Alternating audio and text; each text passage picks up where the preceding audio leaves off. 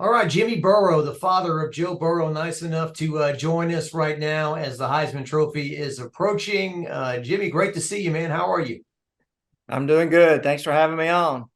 Well, thanks for being here. Over the years, people have asked me, what was it like to cover Joe Burrow? And I've got great stories, and they asked me what he was like. I said, I got to know him a little bit, but I feel like I got to know his parents a lot better. I think that's probably what most people would say. He's a little he's not just out there all the time, and we're always willing to talk. And one of the reasons because we know Joe doesn't do it very much. So I'm excited to be a part of this today, and certainly Jaden, and hopefully winning the Heisman is a big thing for all of us. Well, I just want to say I appreciate it a lot. I mean, I can't believe it's already been, I guess, 4 years since we covered that team. And I remember interviewing you in Atlanta before the playoff game, and at different points during the year, you always gave us a nice insight into the Burrow family that year. Yeah, the media got pretty crazy back then, and it really hasn't let up so much for Joe, maybe not so much for us, but there's still a lot of interest in Joe from his days at LSU and now in the NFL and the Bengals. So it's still fun. As we get to go, get ready to go to New York City, if you could take me back, what were your memories of going there and watching Joe win the Heisman Trophy? Well, it was just a crazy scene. You can't really imagine it unless you've been there and been a part of it. And as parents, we were proud and looking forward to the announcement.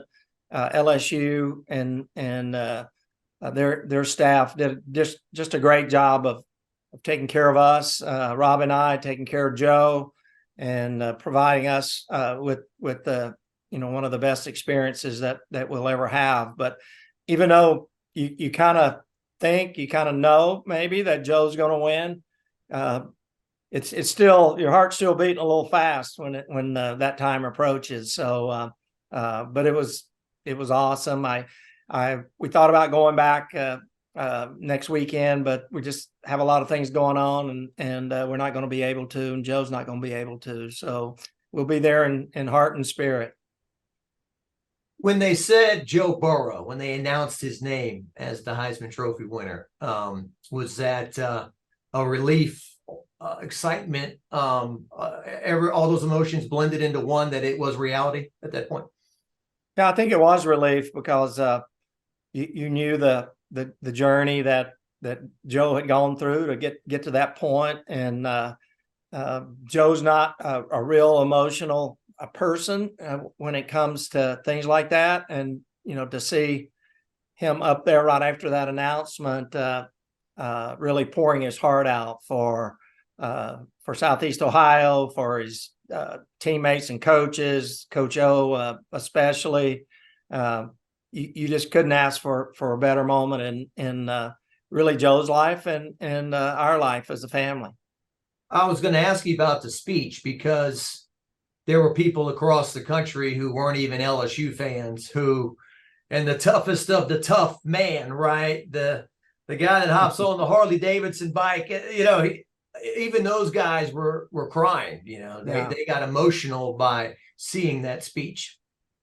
Rob and I were in the hotel it was about a couple hours before we were supposed to meet to get taken down to the ceremony. And I talked to Rob and I said, hey, maybe I should go down there. We haven't even asked Joe about if he's got anything planned or what. So I went down to his room, and he was sitting at the desk, and I said, do you have anything planned? And he said, not really. I'm just going to jot down a few bullet points on a small index card.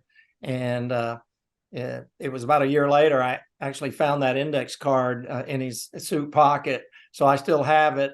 And it was pretty general to what he was going to talk about. And I think once he got up there, he just poured his heart out, spoke from his heart. And that's the best kind of a speech when you're in that kind of a situation. But it was emotional. It affected so many people across the country. It started the Athens food pantry, started donations to that. That became the Joe Burrow Hunger Relief Fund. There's 1.6 million in that from that particular day now. And then that led to us, Joe, launching the Joe Burrow Foundation last October, because it's a little different than the Joe Burrow Hunger Relief Fund, because we're allowed to, we can move the money and give the money, and Baton Rouge was a big part of the Joe Burrow Foundation. So it affected so many people, and we were very proud of Joe. I'm just thinking to myself, somebody would pay a lot of money for that index card with those notes on it. Yeah, that reminds me. I better find it and make sure it's in a secure area. I think it is in a little vault that I have here. So maybe one of these days it'll be somewhere that everybody can see it, because there was just so much interest in that speech. And as I said, it was from the heart, and a lot of good has come from those. And it was 31 seconds that he talked about food insecurities in Southeast Ohio. So, he had a platform, he used it, and a lot of great things have happened since then. Absolutely. Yeah. You talk about using a platform and maximizing it for the best. Maybe there could be a duplicate card at the LSU football ops, maybe in a little crystal container or something next to the Heisman. But we love going back to LSU and seeing the Heisman. Our life, Joe's life, our life as a family was changed by Coach O and LSU football. And we love the Tigers, and we're looking forward to hearing Jaden's name called next Saturday. Before we talk about Jaden, I remember once Joe won it, I remember hearing from people say the only thing he's worried about is getting back to Baton Rouge and getting ready for Oklahoma. And I think that just kind of defined him and describes him. That's who Joe Burrow is and was. I know he certainly, anybody who wins the Heisman is going to be happy, but he was just dead set on finishing that season and winning the national championship. Yes, he knows his responsibilities to the media as a quarterback and as a Heisman winner. But I think all you guys back there know it's probably not his favorite thing to put himself in the spotlight. I'd hoped he would be able to go this coming weekend, but it's Joe. He wants to be with his team on Saturday night, and he's been a big part of the meeting since his injury, and he'll be with them on Sunday. So I get it, but we struggle trying to get Joe to do things media wise that's not part of his obligation to the NFL. And Ed Ogeron too, right? And you were a coach, right? So there's two kinds of coaches that have been fired and coaches that will be fired. That's the old joke. But just the relationship those two guys had, and Ed Ogeron, no matter what, like Mike Ditka for the '85 Chicago Bears, he was the head coach of the greatest team ever. Well, and Coach O was the head coach of the greatest college team ever. So there's a comparison there. But people say, well, they had Joe, they had all those great players, but some of the hardest teams to coach are the teams with that talent. And Coach O was unbelievable that year. Bringing in Joe Brady, leaning on Coach Ensminger to really basically change the offense from what they'd done over the years. And I still don't think Coach O gets enough credit or as much as he deserves, because again, when you're the head coach of a national champion, and again, I know it's arguable to some people, but in my mind, that's the best college football team that's ever been. It'll be hard pressed for someone to beat that one of these days, or even talking about it in the past. But that whole staff was tremendous, and as a coach, I appreciated it and what they accomplished even more. It's still kind of hard for me to say that it happened. All of it happened. It was like everything you could have ever envisioned, every dream you ever had. Whereas Joe winning the Heisman, Ogeron Coach of the Year across the board, Joe Brady Assistant Coach of the Year, Jamar Chase, Bolitnikoff, the offensive line, won the Joe Moore Award. I mean, didn't lose a single game. Nick Saban was on the sidelines watching the national championship game. It was all those things in the Superdome in New Orleans. It's kind of 4 years later, is it hard to say something could be so perfect? Yeah, I mean, it's still amazing. If I think about it like now, I need to pinch myself to know that it really happened, and that's one of the reasons I think it's the best ever, because there really wasn't any doubt who should win all of those awards, and even defensive guys were winning awards, so it was pretty unanimous across the board that how they were getting recognized individually and as a team. Players and coaches. So if you say, well, what else can you say about that team other than they accomplished really every single thing you can in college football? Yeah, didn't mean to leave out Grant Delpit, defensive award, right? Yeah. All right, so here we are in the present day. It feels like Jaden is going to win this. That's what it feels like. It's not the slam dunk that Joe was, which was the biggest landslide in Heisman history, but it does have that feeling. What are your thoughts watching this young man play this year? Well, I don't know the criterion really that the Heisman. I know there's a lot of people that gets votes and how they vote and why it's not really ever out there. But so just a couple things. One, statistically, it's overwhelming that he should be the winner. The eye test is overwhelming that he should be the winner. Leadership and being the quarterback on that offense and that team, that's not debatable, because you see him in tough situations bring his team back, and the mental toughness, physical toughness that he showed. I mean, if it's a no-brainer, and I know I'm prejudiced, but if you just look to me what describes a Heisman winner, and you look at all the things that Jaden has accomplished, then the winner's got to be Jaden Daniels. Well said. Very well said. Somebody stupid like me should be quoting Theodore Roosevelt, Jimmy Burrow, but I like it. the quote, comparison's the thief of joy, right? But it's just natural for there are some comparisons with Joe and Jaden in terms of transfer from another school, major improvement from year one to year two at LSU. All those things, you agree with that? Yes. I mean, Joe wasn't really a Heisman candidate after his junior year. I don't think Jaden was really a Heisman candidate after his junior year.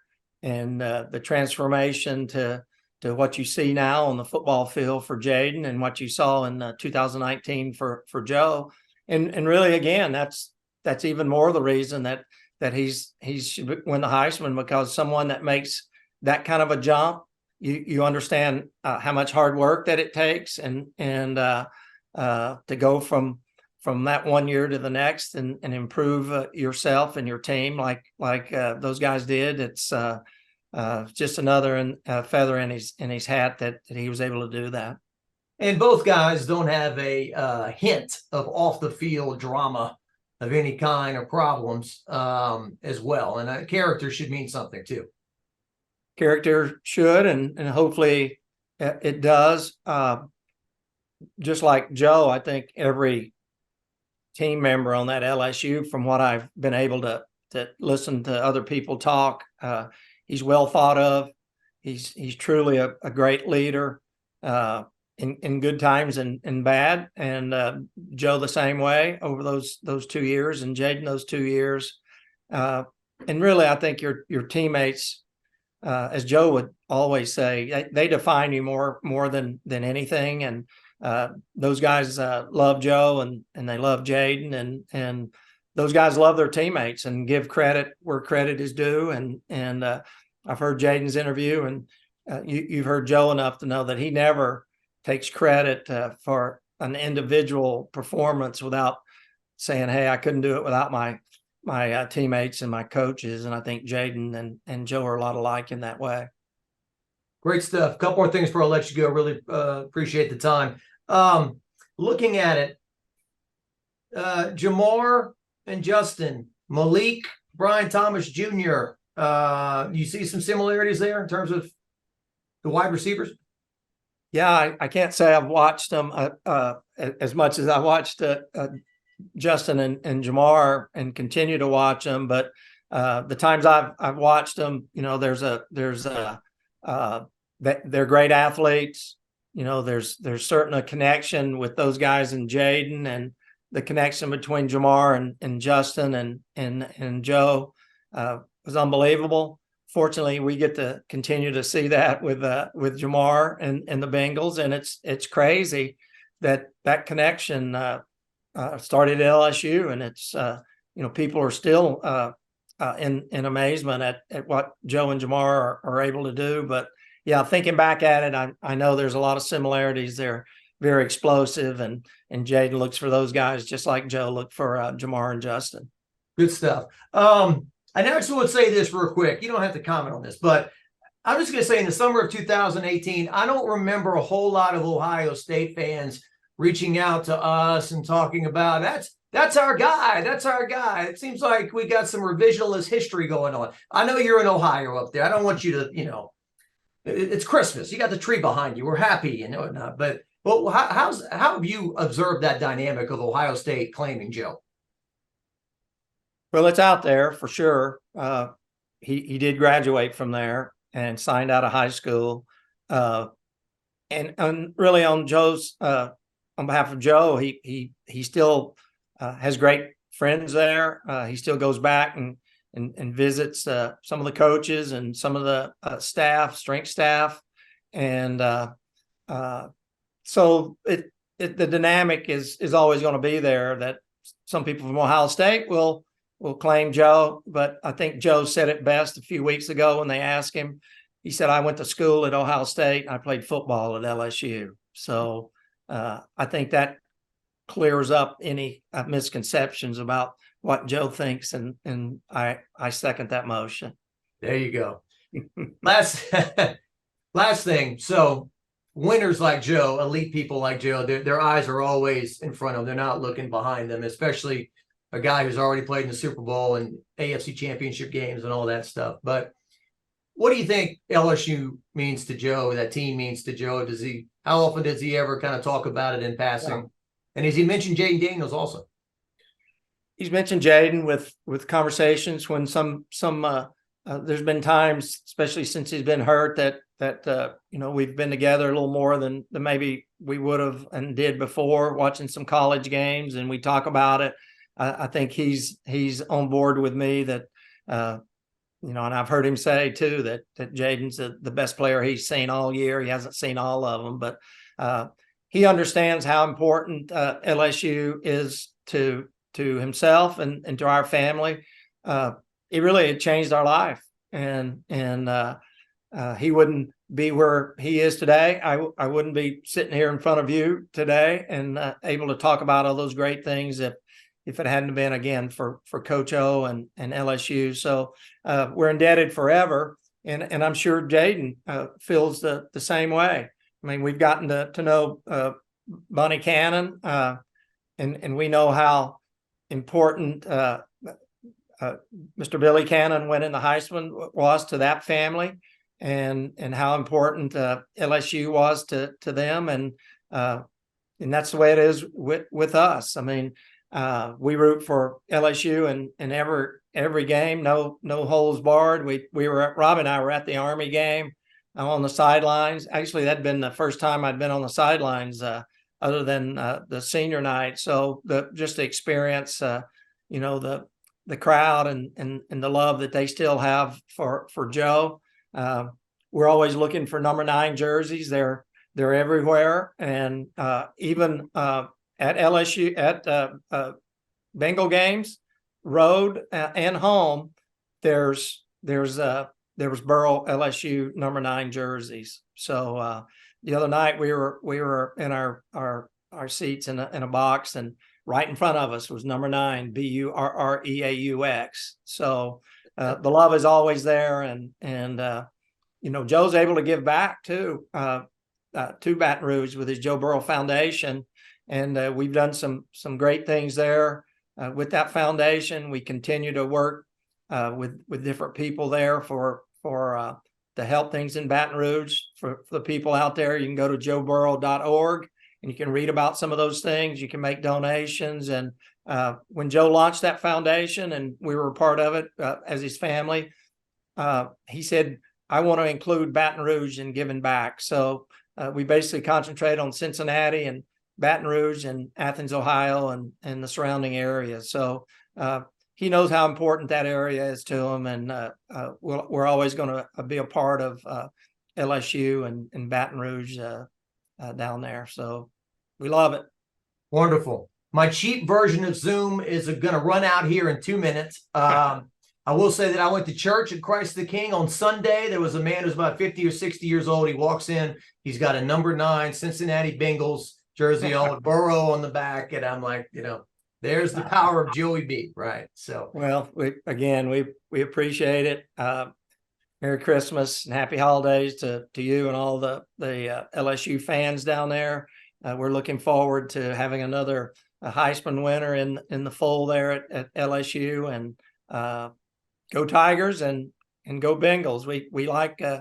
I worked for the Bobcats for 14 years. We still live here, so there's something about the Cat family that we love. So, Jimmy Burrow, you and Robin are obviously Louisiana royalty, and we look forward to seeing you in the future. Thanks so much for your time. All right, thanks a lot.